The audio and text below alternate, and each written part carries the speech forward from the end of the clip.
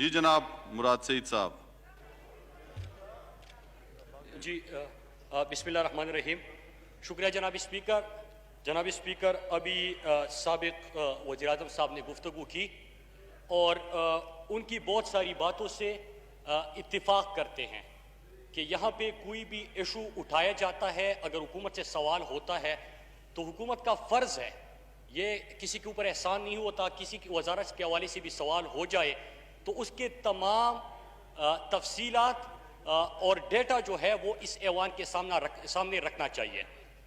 لیکن اس کے ساتھ ساتھ ایک بات بڑی عجیب لگی مجھے، اور وہ یہ کہ اگر آپ لوگ یہاں پہ بات کریں گے جس طرح کی ایک وزیر صاحب کا حوالہ دیا گیا، انہوں نے تو سوال کیے تھے، ہو سکتا ہے سوالات سخت ہو سکتا ہے کہ آپ کی نظر وہ نامناسب ہو، لیکن اس میں کوئی گالم گلوچ یا کوئی اخلاق سے گری ہوئی بات انہوں نے نہیں کی.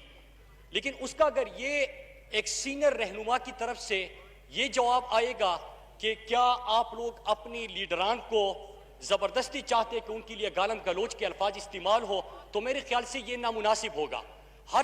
ہر کسی کا یہاں پہ حق ہے کہ وہ بات کرے، عوامی ایشوز اس ایوان کے اندر لے کے آئے، لیکن کوئی بھی چاہے ٹریجری بینچز ہو چاہے اپوزیشن کے بینچز ہو، کسی کو یہ حق نہیں پہنچتا کہ وہ اخلاق سے گری ہوئی جو ہے باتیں کرے، گالم گلوچ دے.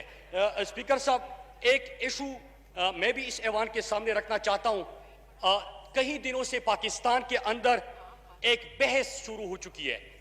بحث کیا ہے کہ جو سندھ حکومت کی طرف سے جے آئی ٹی ہے وہ ٹھیک ہے، یا علی زیدی کی طرف سے جو جے آئی ٹی قوم کے سامنے رکھی گئی اور اس کے اوپر میڈیا کے اندر بھی بڑی بحث ہوئی، وہ جے آئی ٹی ٹھیک ہے.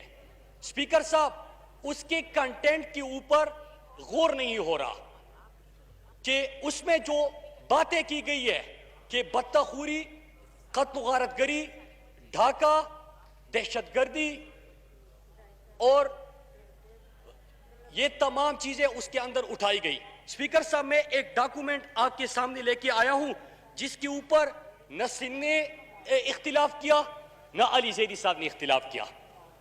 دونوں ایک جے آئی ٹی جس میں الزامات تو سیم ہے، لیکن ایک جگہ پہ الزامات کا ذکر کیا گیا، دوسری جگہ پہ بدتخوری ہوئی، لیکن کس کے کہنے پہ ہوئی، بدتہ کس کو دیا گیا وہ وضاحت ہوئی. قتل کا کہا گیا، قتل کس کے کہنے پہ کیا گیا وہ دوسری جے آئی ٹی میں ہے. یہاں پہ قبضہ کیا گیا، لیکن قبضہ کس کے کہنے پہ کیا گیا وہ دوسری جے آئی ٹی میں ہے. لہٰذا اس چیز کے اوپر اس ایوان، کیونکہ ہم کراچی پاکستان کے شہر کی بات کر رہے ہیں، پاکستان کا سب سے بڑا شہر، پاکستان کا اکنامک ہب، قائد کا شہر، اس کے حوالے سے بات ہو رہی ہے، اور ہمارا فرض بنتا ہے کہ ہم اس ایوان کے اندر اس کے اوپر بات کریں. میں جو اعترافی بیان لے کے آیا ہوں 164 کا، عزیر بلوچ کا، اس کے اوپر نہ ان کو اعتراض ہے نہ ان کو اعتراض ہے. اسپیکر صاحب، میں صرف 5 چیزیں آج اس ایوان کے سامنے اس میں سے رکھنا چاہتا ہوں، اور پھر 5 چیزیں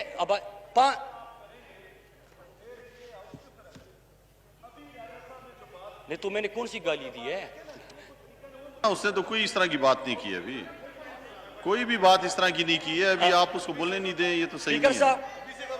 اسپیکر صاحب، میں جب یہ 164 کا اعترافی اسپیکر صاحب، میری اتنی گزارش ہے کہ میں صرف 5 پوائنٹ اس میں سے اٹھا رہا ہوں، اور میں ان کو 2 گھنٹے کے لیے بھی سننے کے لیے تیار ہوں.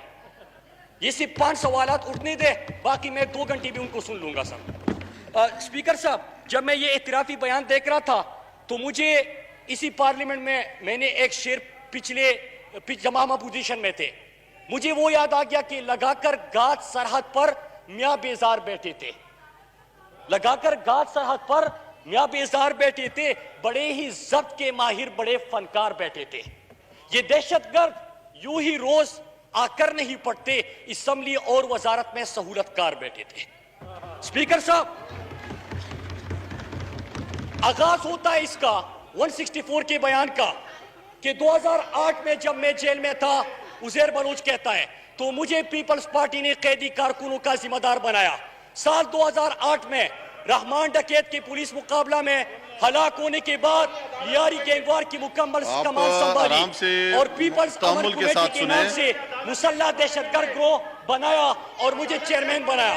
2008 سے 2013 تک میں نے مختلف ذرائع سے اسلحہ خریدا، پولیس مقابلے، اغوا برائے توان، قتل و غارت گری، تھانوں پر حملے، سیاسی جلسوں اور ہڑتالوں کو کامیاب بنانے کے لیے میں نے طاقت کا مظاہرہ کیا پیپلز پارٹی کے کہنے پہ۔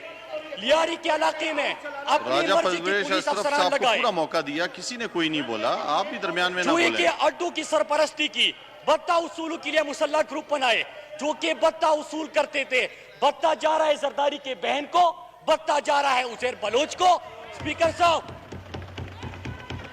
صاحب میں 3-4 پوائنٹس اٹھانا چاہتا ہوں آخری جو اہم ترین ہے، اور میں چاہتا ہوں سپیکر صاحب، پہلی چیز سپیکر صاحب جواب لینا چاہتے ہیں کہ عزیر بلوچ کہتا ہے کہ میں نے قتل کرنا تھا، قتل کے لیے 3 پولیس موبائل ہے میں نے جمع کی، inspector Yousuf Baloch, S H O Javed Baloch, inspector Chand Khan, میں نے ان کو استعمال کیا، بندے اغوا کیے، پولیس موبائل استعمال کیا، سر تن سے جدا کیا، اس کے اوپر فٹ بال کھیلا، اس کی ویڈیو بنائی، لاشوں کو آگ لگائی، سرپرستی آپ کی۔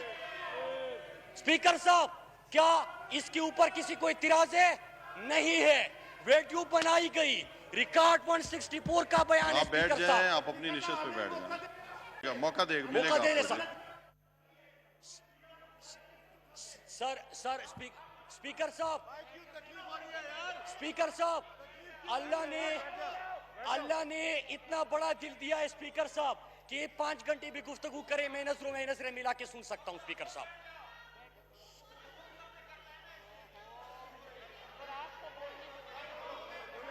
سپیکر صاحب پھر اس کے بعد کیا ہوتا ہے؟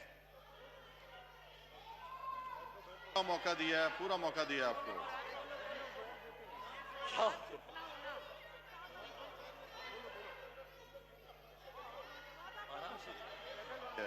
جی مراد سعید صاحب،